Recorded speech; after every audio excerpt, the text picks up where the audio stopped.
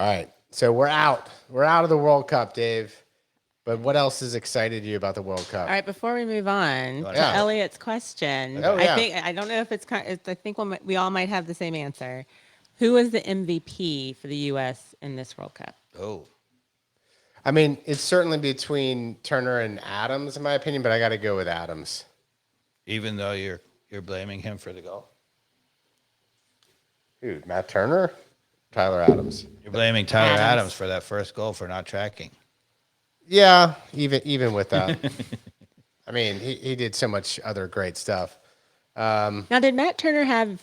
He had a few big saves, but like any big saves that you were Some like, good saves. He had some good saves. Nothing that was like the. No, I mean, Nothing like Pickford in today's game that kept them in the tournament. There Oh were my a goodness, there that may was have a been save. Yeah. there may have Bring been two that were Yeah. pretty Yeah. solid saves by Turner. okay, They're just not popping out at me right now. It's easy to forget about good goalkeeping, yeah, that's true. but yeah, he didn't put too many feet wrong.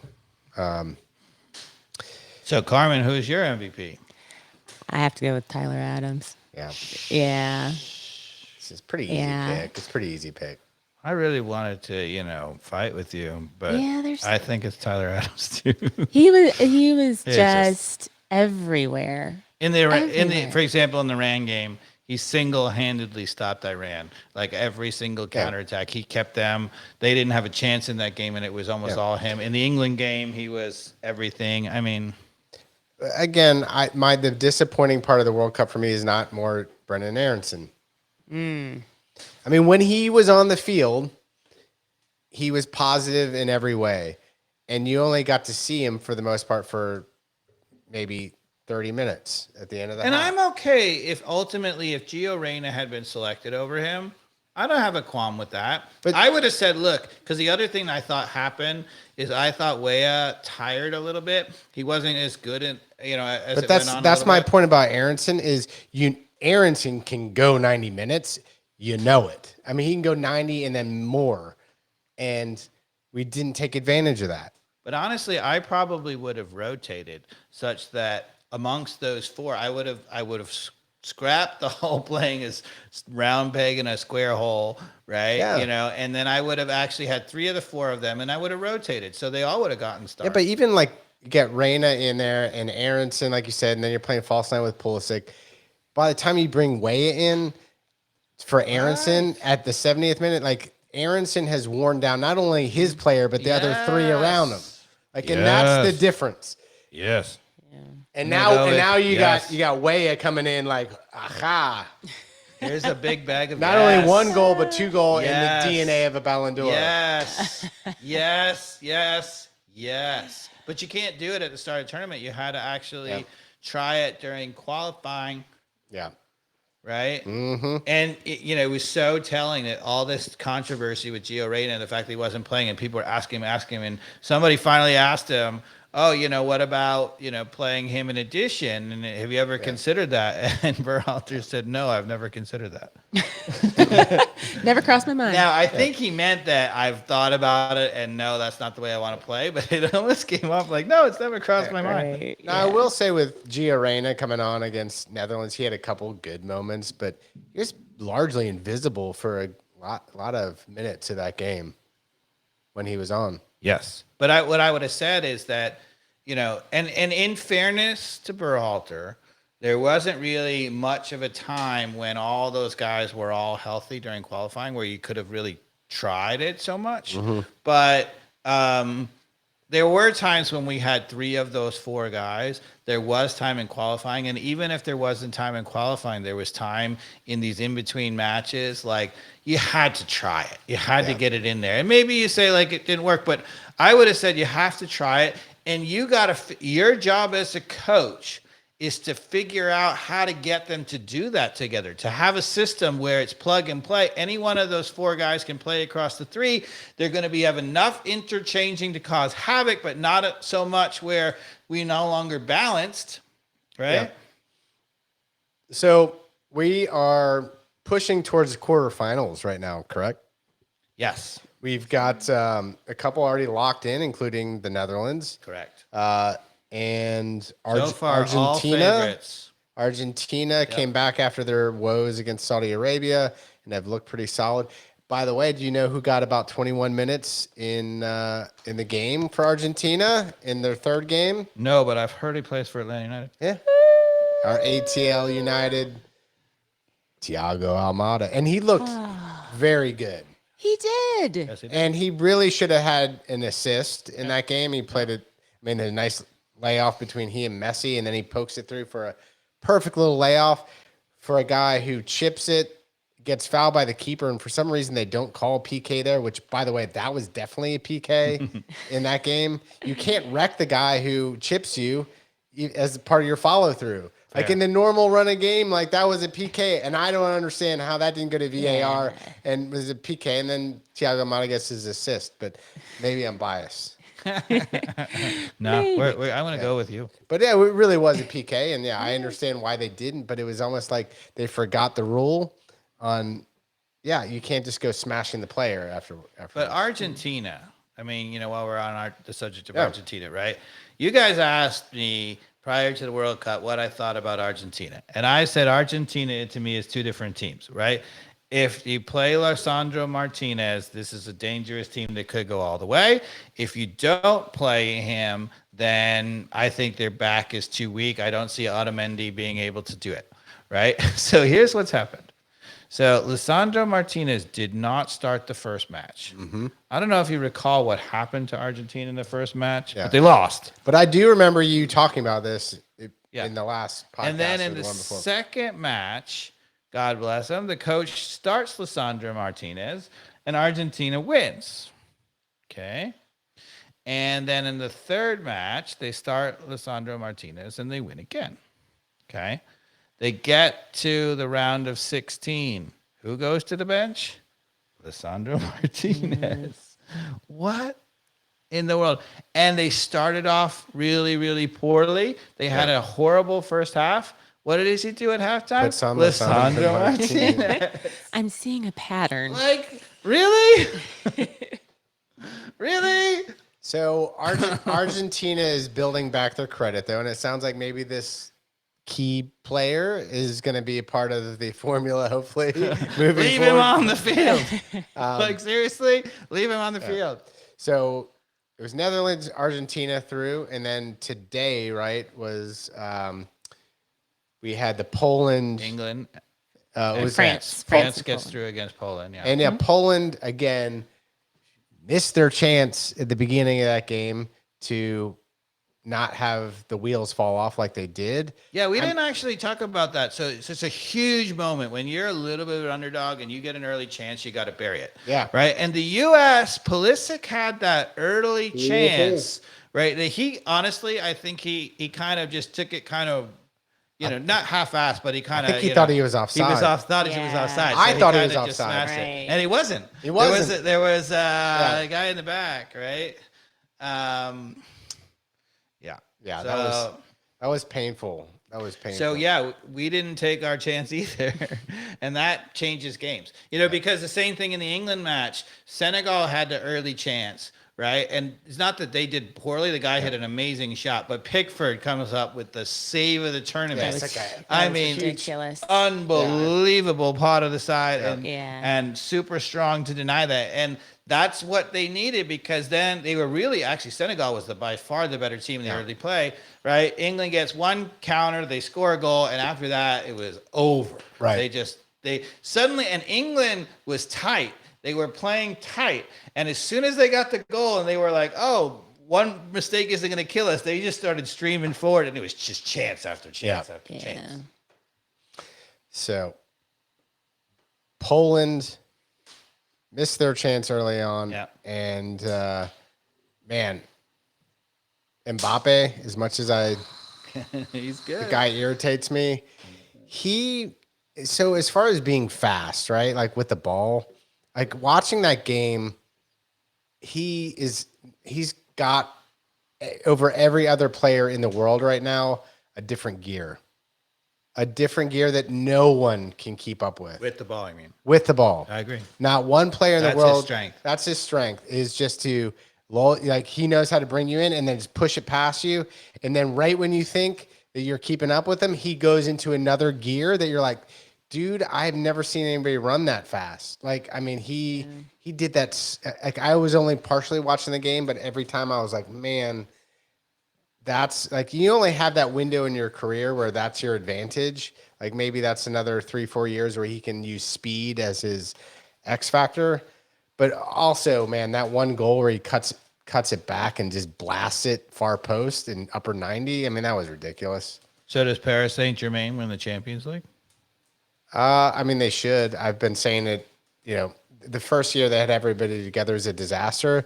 But this year, Messi and Neymar particularly have raised their game. And to me, that's the X factor of why, yes, they will win the Champions League, is because of Neymar and Messi are playing really freaking well on top of Neymar being Neymar. I was hoping you'd say that because I don't think that Messi and Neymar truly raised their game per se. Yeah. I mean, yes, they have. Yeah. But what's happened is Gaultier figured out a freaking system where they're really good defensively and they can recycle the ball to them quickly, a la what we should be doing Right at Atlanta United. And so I was having this argument with my son the other day. And so I said, look at the stats, right? So last year, right? So Paris Saint-Germain wins the title all the time. Last year, they had Pochettino, very good coach.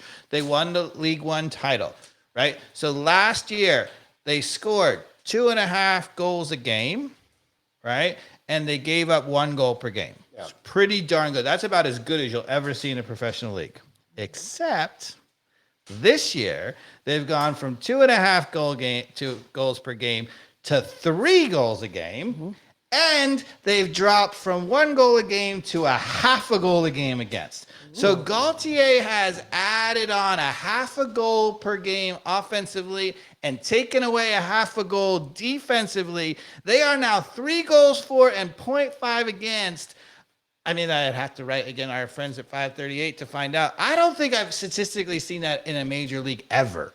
Yeah. Right. I mean, certainly not recently. Right. And where there's such a shift from one year to another? Well, just the scoring 3 goals a game and giving up 0.5, just the dominance, right? Nobody dominates that much. And Gaultier has figured it out with that team. And people are like, there was a 538.com article that Messi is now, compared to last year when people had dropped off and they showed statistically he had in all these different categories, he is now statistically having as good a year as the best year he ever had in Barcelona. Wow. And you're like, is it suddenly that Messi regained his form? No, I don't think so. I think Gaultier figured out a system and now Messi is getting the kind of plays that he's better at and it's all working. So, and this is also the last year we'll see Paris Saint-Germain be Paris Saint-Germain. It's all going to break up after this year, after watching FIFA Uncovered. But that's you think that league's coming, you mean? Huh? Well, Messi's not going to be there. Neymar's going to be gone. And Mbappe might be gone for that matter, too. I thought you meant they were going back to the stupid whatever league. No. I think all 3 players might be gone when we're this time next year. None of those 3. It doesn't matter if they keep Gaultier. Fair enough. As far as being competitive, yeah. But it is interesting too, and this has always been interesting, right? That now the top 3 in the World Cup right now are, you put England in there too in the top 4, France, Brazil, Argentina.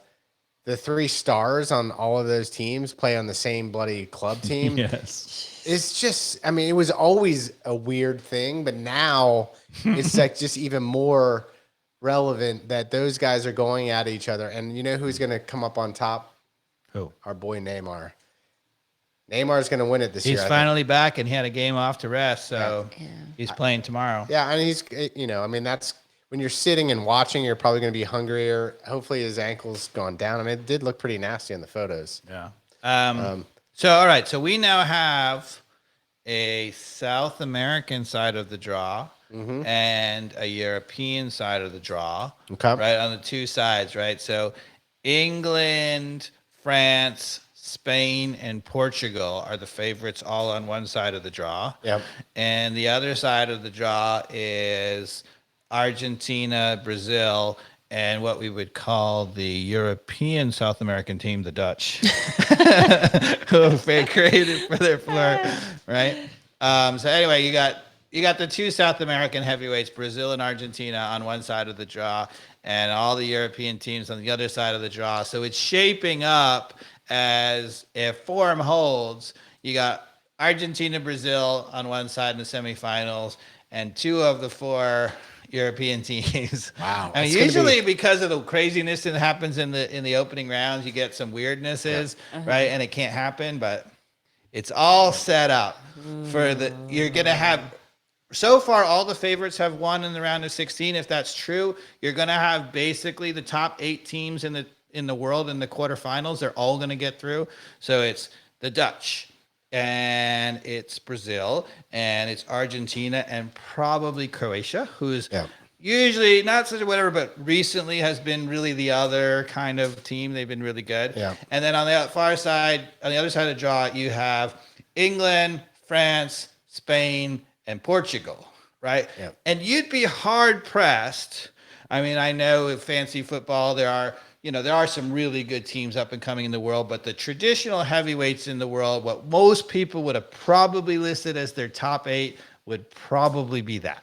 Yeah. And they could all be in the quarterfinals. Yeah. No upsets. It's shaping up. Could up be a that way. bloodbath, Mikey Yeah. Dubs. Oh. A glorious bloodbath Yes. of football. It is shaping up that way. And now the U.S. is gone, you can just sit back and enjoy. Enjoy it all. You know, the team that doing the I game. still think is also an X factor is the bloody Croatians, man. Yeah, they're old though. They You are never old. count out Modric. He's got a few tricks up his They sleeve. do, man. Like, and also, and I forget which game it was where they just seemed like they were slow, and they did all of a sudden, like, people were finding different gears, and all of a sudden they went from this like, Well, Modric's like 100, and he still is like he's it's quick as hell. ridiculous. he's a vampire. Yeah. He is. Yeah. Yeah. But I see. Yeah, like I said, I wouldn't count them out just because they seem to find that grit somehow to find another gear, regardless that they should have retired 5 years ago. I mean, some people might say Germany, and maybe not Portugal, but Portugal has a really good young team, and Germany hasn't really turned over their team, from last time. Spain has a good young team. I mean, you'd put them right in there, but anyway, you're going to have 8 of the top, certainly the top 10 probably. Yeah. I mean, probably the other one you'd have in there. So what is was- Italy, who's not in the tournament? Carmen, what was your favorite game of the World Cup so far? Favorite game. Oh, what was it? I think it ended 3-3. Who was it? I think it was an African country. And Oh yeah, that was like who a was couple that? days ago. Yeah. But my favorite moment. Was it Ghana Was it- and I can't remember who they played.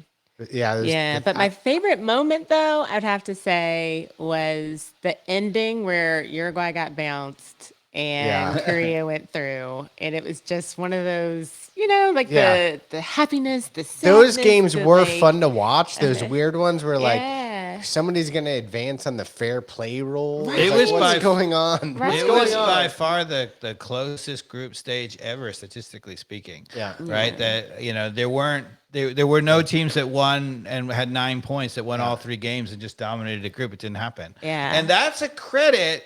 I mean, come on. FIFA now just figured out a way to make groups properly. Yeah. Right. I mean, the reason why it's a great tournament is they made the groups properly. Hey, do you know That's do you know which CONCACAF team made it to the knockout rounds? US. That's right. You know which Hey. teams from CONCACAF didn't? Yeah, the rest. Oh. Costa Rica came back admirably though and showed well. Like my Ticos, God bless you. Thank you for not laying an egg after that 7-0 loss to Spain. Yeah. Yikes. But there was that 3 minutes where it was going to man. be Japan and Yeah. Costa Yeah. Rica going through. It was and crazy. I was like, what is happening right now? I was like, what is going on? Losing your mind. That was like that. Those are the moments. The That's World the Cup. joy. That's the joy. I was like, Coach. I was like, how is that even a conversation right now? Right. It was amazing. I hate to say it, my favorite match, I think it was Belgium, Canada, and it ended up like 1-1 or even 0-0. Like it wasn't whatever, but Belgium barely won. those two teams They didn't look like they were in a World Cup at all. It looked like first division or first game of the Premier League season. They just went at each other, and nobody played any defense. And maybe that's why they're not through the group, right? Yeah. But what an entertaining football match! I mean, it was up and down. At one point, the commentator, like 30 minutes in, was like, "It's a pretty open game." I'm like, "You think?" I also had a moment in that game too. I was like, "Man, if only Alphonso Davies could have gotten U.S. citizenship and played for the U.S. team. I mean, we would be lights out with that guy. Left back, there'd be no Jedi. Oh, that'd be nice. What was your favorite, Mikey Dobbs? I think it was that whole Japan Costa Rica moment. Because it just the whole madness of it, and even the Mexico game. I mean, the Mexico game was pretty great too, where it was just all sorts of madness. Those were the weird ones that I actually had no horse in the game, and I was just like, where is this going to go? Yeah, who's going to end up? Who's agony of defeat, the glory of getting through? Right. And that, a lot of that ultimately isn't going to matter for anything. Those teams aren't going to win the World Cup, but that's their moment. Now, Dave Tata Martino, our Atlanta United coach, got a lot of crap, rightfully so, for his tactics in the last game. What did you think of that, going 5 in the back? I think that honestly, it was pretty disastrous. I think Tata Martino, it became a disaster when every single Mexican player got hurt. I mean, he's had the most disaster. Like, they had his golden generation; they're all hurt. Yeah. Like, most of them didn't even come to the World Cup with him. Yeah. So they were supposed to have this great generation when he joined it. And when I said when he joined it, I thought they were a real World Cup contender. But it was with all these players. So who are they missing? Well, I'm not great with the names, so I don't remember all the names. Yeah. But, even a guy like Jimenez who made the team, he broke his skull, and he's not been the same player that he was at that moment, from Wolves, right? Yeah, of course. He was terrific for Wolves. Yeah. So, I don't know. I don't know what Tata needed to do, but I think he got dealt a bad hand. Yeah. And ironically, he really wanted to coach the U.S. And at that time, when they made that decision, I said that Mexico has by far the better team than us. Yeah. And that turned out not to be true at all. As soon as that happened, all those Mexican players got hurt. All the U.S. players, emerged. Musa, Gio Reyna emerged from the shadows. And all of a sudden, we were like, whoa, we got the much better team. Right? So, we have to find a back four that can defend. The U.S. is going to continue to have great attacking players, right? I think this is just the tip of the iceberg. We're going to have players like Gio Reyna, whatever. But a number 9 has to emerge from an unknown name right now, correct? I think that's going to happen. I'm not worried about that because there will be guys who can score, but God bless, there ain't nobody. And this is not just a U.S. problem. Nobody besides the Italians know how to defend. Okay. And the Italians are crazy because all they do is defend. And because all they do to defend is they're really vulnerable to an upset. So they usually they miss a World Cup and then the next one they win it. And then, because the World Cup, to be honest, the teams that have done really, really well end up being the best defensive side. So actually from that standpoint, right, if you're now going to predict it, you would actually look around and survey and say, who's been the best defensive side of the World Cup thus far? Yeah. Out of those top teams, it's hard to not say Netherlands has not played pretty well defensively, but Brazil has played pretty decent defensively. I mean, sort of what we would consider to be the true favorites. So the Brazil, Argentina, France hasn't played England, awful. France. Yeah, England has played solid in of the those back. 8 teams that we just talked about, who's the best defensive side? Who's going to be left? I think the best defensive side, honestly, is probably England. Yeah, you can yikes that all you want, but with Maguire, Shaw, Stone, who else? Owen, what's his name? I'm blanking on it. Walker, yeah. I mean, they're not playing bad. I'm trying to think. Have they let how many goals? How many goals has England let in this World Cup? Yeah, not a lot. I mean, that's the stat you got to go to, right? And I'd put Netherlands right up there too, and France. So they lost the match. They gave up a goal. England did. They blitzed the first game, right? They destroyed Iran. They tied us 0-0. Then they lost the game, so they gave up a goal. So I think that's like 3 or something. They didn't give up a goal today. Yeah. So 2-1.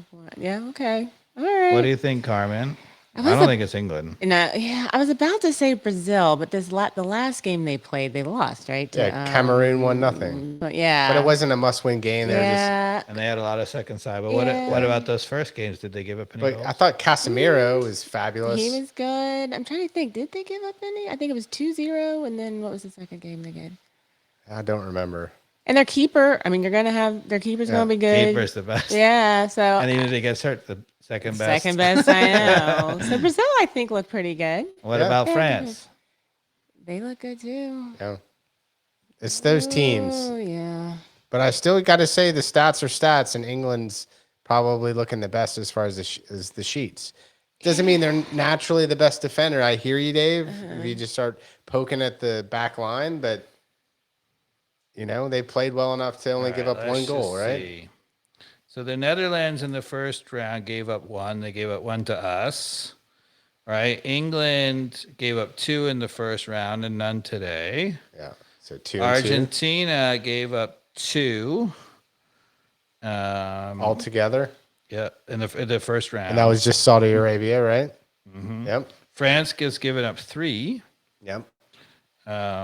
Although most of them were in garbage when they were blowing them out. Right? But France has looked really vulnerable at times. Like, I mean, that Poland game today, like, they should have put away 3 goals against France. Spain's given up 3. So what about Portugal? Croatia 1. Portugal. Brazil 1. Okay. Portugal gave up some. Portugal Against Cameroon. 4. Yeah. So Brazil it is. I think it's Brazil. That's what I was going to say. Brazil it is. Yeah. Brazil I it thought, is. honestly, the smell test, and forget about goals against, but the smell test, I think France and Brazil look like the best defensive sides. I think when they up against it, John Stones and Maguire are not going to Sorry, hang. who are your top 2? France and Brazil. No, France is definitely not in the top 2 defense. No way. Like, I mean, did you watch this was the only game I watched. They should have scored on The Polish? I the didn't watch Polish the should have scored Yeah. like 4 I goals. was watching today. my son, so I didn't Yeah, see it. dude. Okay. They looked super dicey. I mean, Yeah, they haven't had a shutout yet. They keep saying they're worried. I mean, you know the goal. Okay. Like, So then they're going to be out. yeah, there was a classic cut. So that means England going to beat them. Probably, If they're not really good defensively, England going to beat them. yeah. You think? I think so. Like So one thing that's been true of really traditional tournaments is that as you get on in the tournaments, the team that advances as it gets tighter and tighter are the best defensive sides, not the attacking side. and Mbappe, like I said, is going to require 2 people to play lights out on him. But Right. if you can get him frustrated, game They over. have the perfect guy to match up with That's a him, good Walker, right? Yeah. Because he's super physical and super fast. Yeah. And they've been resting him, getting him back. He just played for the first time today. Yeah. So he's good and rested, and he's Yeah, the he was- only guy who can stay with Mbappe. Okay. Yeah, he was like deemed like the best right back for a long time, right? Well, he physically, he's just a freak specimen. And I think he's had some bad months He's recently. been injured, yeah. Okay, well, injured, but I think even leading up to the injury, he wasn't in his best confident state. I think he was getting beat. But Don't know. Maybe. he's got speed. That's what you need against He Mbappe. certainly has the tools to be able to stay with Mbappe, which is what you need. Okay, man. So what else, Dave? What else we got? Who's I mean, it seems like Brazil's still our front runner.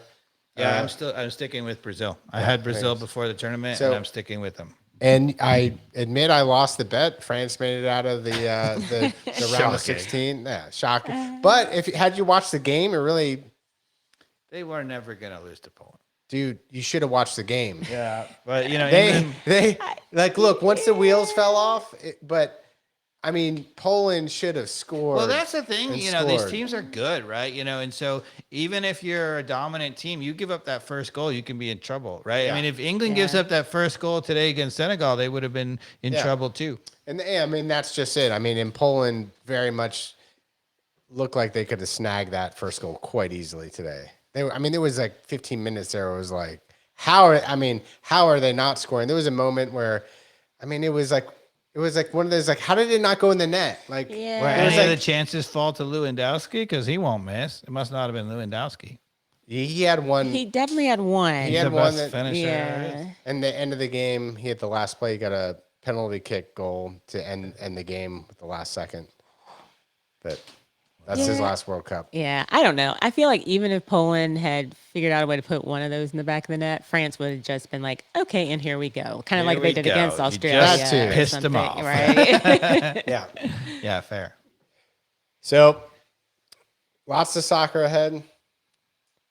Atlanta United, anything to touch on there? We already talked about the new president in the last podcast. We're in Thiago Almada getting some. heading into the silly season. Do you think Thiago Almada gets any more minutes? Like, the thing about it was, If he played that well, which you think he did, played pretty he's well. the kind of guy you could roll the dice with for the last 10 minutes if you need a goal. that's what I was thinking. Yeah, I was like, that's a that good might be the point. last thing. I'm hoping. Could be. I'm not hoping for an injury, but maybe I just want to see a little Thiago So Almada. he comes on in the 85th minute to score against Brazil. He's got the class. I mean, that's the thing. The kid looks like when he's out there is like, he belonged there. He really did. He really did. He Like, really did. Argentina's defense, when they have Lisandro Martinez, I mean, yeah. is much, much better. yeah, but I mean, I was eagle eyeing obviously Thiago Almada when he was on the Right. field, but he was looking to get involved, and they were involving him. And to me, that was cool. I don't know. That was my big takeaway. It was You like, got to worry. I mean, the Dutch are, Van Gaal has opened up that side. I wasn't really worried about them. And then we got crushed by them. And I think Argentina's not I think they're a better team, but, they're dangerous. yep. If Daley Blind can score, Anything is possible. anything's possible. So who do y'all have? We have Argentina and the Dutch. Who do y'all got? Is it Argentina and the Dutch? I think so. Yeah, yeah. Are you Argentina talking- versus that's the who we quarterfinal? picking? Or Yeah, who are you picking in that game? Oh, who are we picking Oh. in that game? Argentina. Yeah, I think, when it gets tight, the favorites are start going to go through. So I'm going to take Argentina also. Okay. And France, England. England. What's this one? See, I'm taking France in that one. It's not a bad choice. Taking France obviously. in right. That's I mean, they're yeah, scary. Yeah. I mean, like I said, Mbappe is just scary. Like when he wants to turn it on right now, and you could say that now all of a sudden it's his tournament, and Dave's about to pick France, and that's not a bad choice. But I just feel like he wants to pick England. I feel like he wants to pick. defense wins World Cups, and Yeah, but France is going to leave you themselves just convinced exposed. me to pick France because Okay. Stones and Maguire are Okay. not good enough.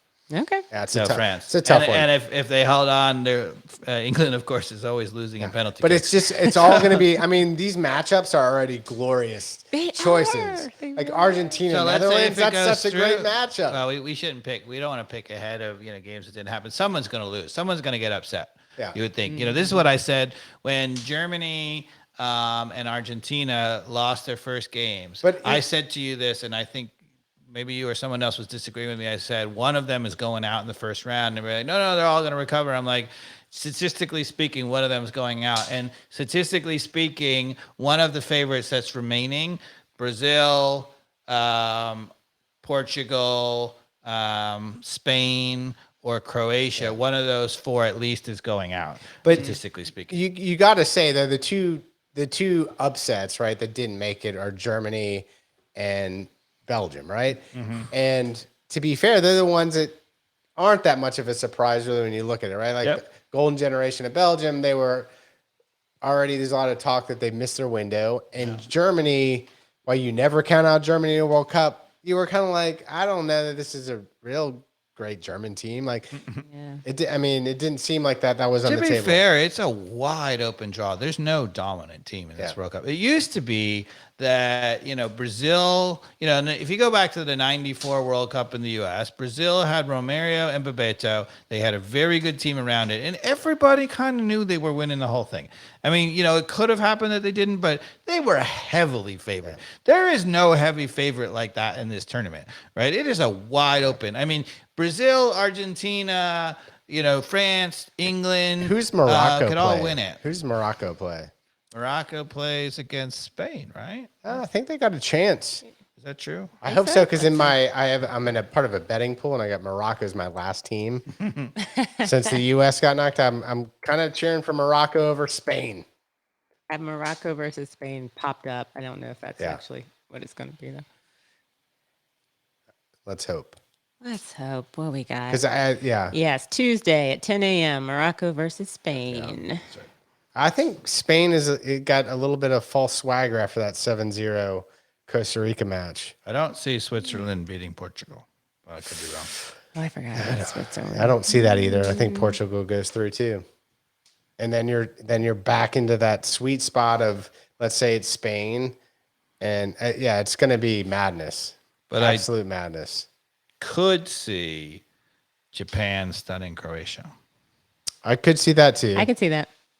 That's definitely going to be a barn burner. Yep. I mean, they're on a miracle run. Croatia's definitely the better team, but they're on a miracle run. They're hot. Croatia's old. Yeah. Japan's young and fiery. Yeah. I can see that. Yeah, I think Japan definitely could win that. Yep. I mean, Japan could even go on to the semis too. So, this is round of 16 with Japan, right? Yeah. Mm-hmm. Yeah. Still the round of 16. The last one is Brazil, South Korea. Okay. I don't really see South Korea as beating Brazil. No, I do not. All right. So Son could do it, but by himself, but he's going to have to do it by himself. Have we talked about it all? I think so. We've mentioned every match. So Carmen, I'm going to ask you to go down to the very bottom white thing on there. The bottom what? On the left side. On the left. I think this would be a good time actually. Up a little bit. Yeah, that. This? Up one. Don't click it yet, but when we end here. What I was going to say is we should thank our sponsor. Oh, we should. Brewery. Yes.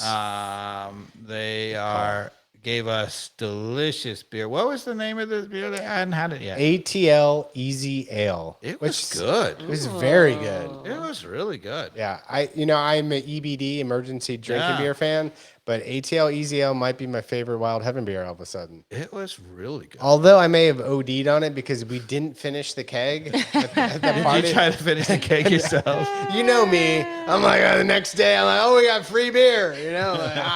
Don't let it go to waste. Yeah, because the next day was great too, because it was like the Mexico. We had a lot of people going at it hard too, but apparently no. I know. Maybe they have like a secret, it fills itself back up kind of keg, which would be awesome as their sponsor. Yeah. We also should mention the United Soccer Coaches Convention. Absolutely. That we're heading towards in January. So looking forward to that. Yeah, the Coaches Convention. So we got to figure out what gear we're going to bring. We got to order a banner. And for those of you who are out there with our new system, thank you, Mikey Dobbs. Thank you, Carmen, for putting in this beautiful system. We will be able to take people calling in on the video or the phone, I think. Yeah. Is that true? So, we'll be able to. I mean, I put a link out there on Twitter. If anybody wanted to join tonight, you just click on it, type in your name, and then Carmen's the gatekeeper, whether she takes you backstage to front stage to join us in the fire. So it should be pretty seamless moving forward. We're going to continue to learn how to use this new software. And we might even have some special guests. We're not going to name them yet because we're not sure whether they're coming on the podcast, but we're working on it. We're working on it. Stay tuned.